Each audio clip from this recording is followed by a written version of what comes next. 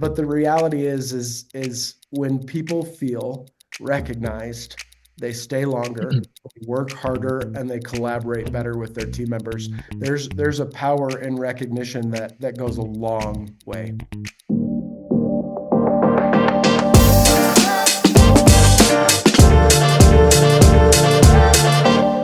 Today I'm with Logan Mallory, who's Vice President of Marketing at Motivosity. Logan, thanks a million for joining me. I really appreciate it.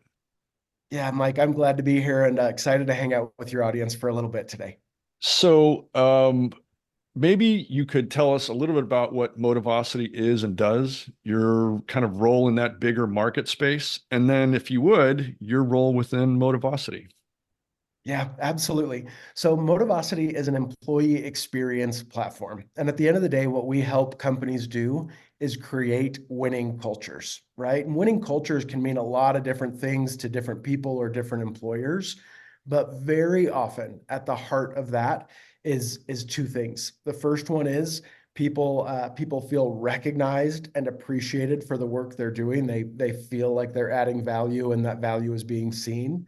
And then the second item is they feel connected to the people they're working with. There's some really fascinating data and efforts right now, and you might want to come back to this later in the episode. But the U.S. Surgeon General is talking about the epidemic of loneliness, and work has a piece to play in that, It right? Do sure we does. like the people we work with? And Motivosity helps build that community and that connection. Can you talk a little bit about how, what is the method? You can't say secret sauce because there isn't one, but how does Motivosity go about doing such a thing? Yeah, there's lots of different answers to that. The first one is when it comes to recognition, and gratitude's a really important part of positive mental health and being engaged, right? And so a lot of companies, especially traditionally, take a top-down approach to recognition. The executives, the leaders have all the power. They pick the MVP each quarter, which leaves the other 99 employees not feeling appreciated, right? And so we have really built ourselves around peer to peer. And we do that by recruiting every team member to participate in recognition. And we empower them to say thank you or nice job to the people that they're working with. The other thing that I would highlight is we've got to be able to bring our whole selves to work, not just the professional part. And Motivosity creates communities and places. You might call them an employee resource group, but instead of thinking of that as a formal employee resource group, think of it around interests or commonalities or hobbies that people love. And when those um, less formal resource groups exist, it gives people a place to bring their like how they really are, not just how they fulfill their job to work. And that part of connection at the office is really important. Again, I mentioned the U.S. Surgeon General. Currently, that's Vivek Murthy, and Vivek talks about in his administration. He talks about how employers should empower people to connect outside of work. That doesn't mean force them, but they should empower them if that desire is there. And I think that's one of the things Motivosity has tried to do in our platform. Can you talk a little bit about, and forgive me if I'm going too deep into the weeds here, but does that look like a forum? Does it look like Slack channels? What is community? What are those ERGs, or we won't use the word, but those little mini communities? What does that look like within Motivosity? Yeah, it presents itself in a couple of ways. One, there are literally, we call them interest groups. And so it's just a way to express what you're interested in, whether that's you're a foodie, whether that's you love movies. One of our customers actually they had about 800 employees, so a good sized organization. And in that company, there were a lot of people that loved road biking, right? And so you had people from finance and marketing and sales, people who otherwise wouldn't have interacted very often, found each other in these little resource groups, these little communities in Motivosity. They started biking, and the organization loved that microculture, right? And Very so cool. some companies might say, hey, do your thing after work. Don't bother us with the road biking. This specific customer said, we love that microculture because it's building friendships, it's reducing silos, people are happier at work. And so they ended up providing resources for that employee, that interest group, right? They paid for the kits, for the jerseys. They would sponsor bike races every once in a while. And so certainly like micro communities is one of those. The other part is just communication, right? Like within Motivosity, and we do this all the time. We have about 70 employees. Every weekend or every couple of days, you'll see one of our team members say, "Hey, I went and did this with my family. Here's a picture of me and my wife or my husband and my kids." Or, "Hey, we just had our baby. Here's this baby." Or, "Hey, I ran into this person in an airport wearing a Motivosity shirt." And so they add highlights, and those highlights aren't always professional. And that helps people see throughout the company what's going on with their coworkers outside of just work. So you mentioned this term. I'm loving it, the microculture, but Yeah, it speaks to kind of a broader culture within a company that embraces this kind of thinking, which I would say is fairly non-traditional, right? very much so. So there are companies that have kind of sprung up around more progressive thinking around their employees. And then there are a whole lot of companies out there that are, as you mentioned, just top down. So in a more top down traditional, and we don't want to paint anybody in a bad way here, but Well, how does Motivosity go in and is it just a matter of explaining the benefits of this kind of approach, or are you really looking for companies that are already thinking that way? a little bit of both, a little bit of both, meaning, of course, our ideal customer profile is someone who's thinking about how do I do things different? How do I shake this up? How do I make this authentic and a sincere culture, right? And those are the prospects and the companies that are like naturally drawn towards us. And sometimes we do go in and we disrupt a culture.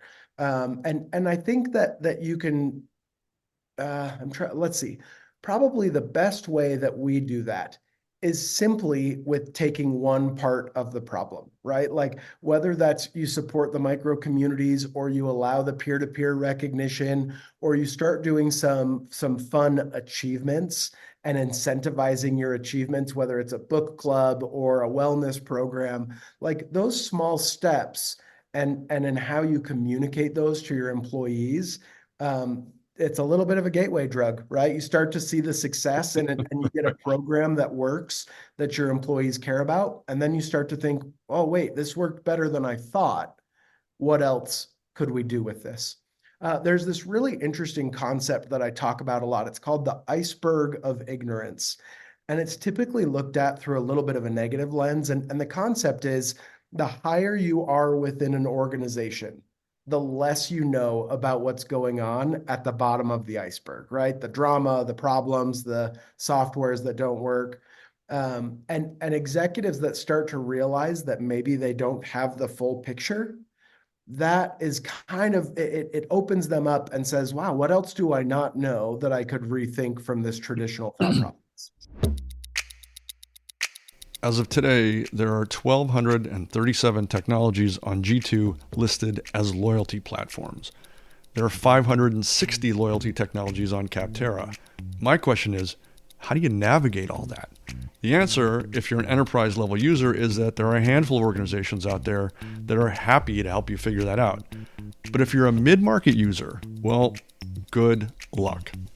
There's a massive pool of options, features, integrations, stack dependencies, and complications, an almost innumerable amount of stuff to sort through just to arrive at some sort of shortlist. That was the thinking behind Trift. Trift, TRIFFT, is a smart loyalty platform designed from the ground up to provide mid-market retail and restaurant operators with a full-featured yet easy-to-use loyalty solution. It was built by a team of loyalty veterans who saw that while platform sales were going up, usage and adoption were stagnant because the technologies were too complicated, had too many features, needed too much manpower, required too much IT input, etc., etc., etc. Triff's entire reason for being is to help mid market businesses deliver on their complex loyalty strategies without the tech bloat that so often accompanies such things. Smart, huh? That's Trift. Smart Loyalty. Trift.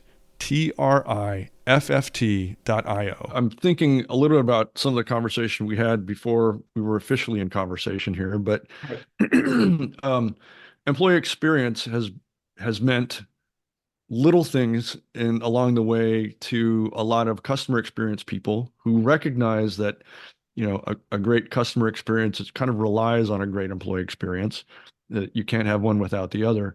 But that I think became an imperative during COVID. I mean, as you mentioned, there were a lot of aha moments for companies where they hadn't really focused on the employee experience, and all of a sudden Right. found themselves in a pinch during COVID and immediately after, where they really had to rethink their approach entirely. So, I'm curious as to what you saw during and post COVID. Has there been kind of a new, I even hate this word, era of enlightenment? Or Sure. is it kind of like this is just what's prescribed right now and we have to begrudgingly kind of go do this? We did a survey not too long ago with about 1,000, I believe it was 1,000 HR practitioners. And we said, what are you doing as far as culture? What are you doing when it comes to recognition? And 60% of them said, kind of nothing, like a homegrown system, gift cards in a drawer. And we thought that was really interesting that such a large part of that audience it was a little bit of an afterthought. As far as COVID, Motivosity had some really powerful retention numbers during COVID. In fact, our net retention was above 100% because companies felt like they couldn't get rid of the tool that they were using to keep their people happy. This is a kind of a fascinating story. We have one of our team members here. He worked for one of our customers, and this customer, the business was struggling. Their viability was tough at the time, and he was in a meeting with the executive team as they were looking at the softwares and technologies and saying, "Hey, what do we cut? What do we get rid of to help the business float for a while?" And Motivosity apparently came up on the list as what do we do with Motivosity? And the executive team said, we literally can't get rid of that. That is what is keeping our team members going and connected right now. Wow, it's quite a And statement. yeah, it's huge. And again, I think you could say that about other tools as well that focus on building great cultures or are a cornerstone of your culture. But to me, that is a shift in the mindset, right? We have to keep the things that keep our employees happy because our team members are the ones that are keeping this working. And as soon as they shut down, so does the org. Right. And I thought that was a pretty powerful experience. Yeah. Yeah, that's a big deal. Nobody had to sell it to the C-suite. They kind of recognized that, maybe just because they needed to at the time. Yeah. Um, I think I know the answer to this next question, but I'm going to put it out there anyway, which is, are there any verticals or industries where Motivosity plays particularly well rather than others? Yeah, absolutely, absolutely. We play really well in the SaaS industry, right? Technology companies that are thinking about this actively. Now they've had a tough year in tech, Oh uh, yeah. in 2023. Anything, and this goes right to your audience. When you have customer facing employees, you want them to be as happy as possible and to be recognized for their wins and recognized when they do the right thing for the customer. And so we do really well in those industries and in those verticals. So there's a few that's a little harder for us. Government doesn't love empowering individuals to give out dollars as micro recognition. So that one might not be super easy for us. Plus, they Uh, don't really known for change. Yeah, exactly. Right. Exactly. We've got a really beautiful mobile app, but oftentimes if you have a technology resistant group, that might cause some issues with us. Our technology is very easy. It feels like social media. So if you can use Facebook, you can use Motivosity. But some organizations aren't there yet. Um, I want to dogleg our conversation just a hair here I'm to ready for you. Throw me oh, the curveball. okay, that's actually pretty easy, but I think it would be really helpful to maybe take a couple of steps back from the how and the what conversations into the why, Yeah. the why of EX, because I'm sure there are people listening and reading this who know what employee experience is, probably know in some reference way its value, but maybe you could just kind of give us a primer on why the focus right now on employee experience and recognizing that you come from a world that's entirely focused on employee experience, but why should a company right now of all times be looking over in this direction? Yeah, maybe I can share a little bit of our origin story. Our founder is a gentleman named Scott Johnson. Scott started a company in about 2000, 1999, that was eventually sold to Adobe. Probably about 10 years ago, Scott was the CEO of that company and then stepped away and was on the board of directors. And when he was on the board of directors, people eventually felt a little bit more comfortable with him and giving some candid feedback. And people started coming to Scott and saying, this place doesn't feel like what it used to. I kind of feel like a cog in a machine. I'm not sure I'm going to stick around much longer. And Scott was, I don't know if the right word is frustrated or disappointed, but he was something because they had tried to do all of the things you were supposed to. They had the good health insurance. They had the snack room. They had the food truck parties. Like they did all the right things. And so Scott said, I'm going to fix this with technology. And he really did a lot of research on positive psychology and Maslow's hierarchy of needs and Herzberg's two-factor theory and realized that the motivation factor of being recognized and appreciated truly changed not only people but the environment and the culture of the workplace. And so that is a huge thing. We're going through. We have mental health struggles more than we ever had, and Motivosity. We did a survey of 2,000 people not too long ago. 75% said their mental health would improve if they were recognized at work more often. Right. And so I think that organizations are really facing this interesting like crossfire, right? That suddenly more than ever, employees are asking for the employer to help them with their mental health. They're expecting more out of the executive team. They're expecting more resources and investment. And we can try to fix that problem with swag and snacks. We can try to fix that with, more PTO. But the reality is when people feel recognized, they stay longer, they work harder, and they collaborate better with their team members. There's a power in recognition that goes a long way. Would you say that that recognition would be like kind of the core tenet to why Motivosity exists? I mean, we've spoken about community, but you know, your identity within that community is a form of recognition. Outside of that, you've mentioned micro rewards and other ways to actually recognize and maybe even incentivize people. How central is that idea to what Motivosity is all about? It's so important, and for a long time it's been the foundation of our business, and we've kind of expanded because we've realized the importance. What I would say is that community and gratitude are this really nice virtuous cycle, meaning when you recognize your peer, when you say, hey, thanks for picking up that shift for me so that I could go to my kid's basketball game, or when you say thanks for working on that report, it was awesome, then you start to build a relationship, right? And when you have relationships, when you have positive community, you like spending time together, even if that's just at work, you enjoy being together and you're more likely to recognize people you like.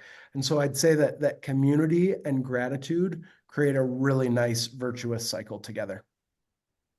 Who would you say within an organization would be primary, your primary clients, but maybe even your primary points of contact? Would it be the HR department? Would it be the customer experience people who are responsible Very for the front lines and customer service? Who would you say is probably most able to get what you're doing and have a light bulb go off to the point where they go, "Hey, we have to talk."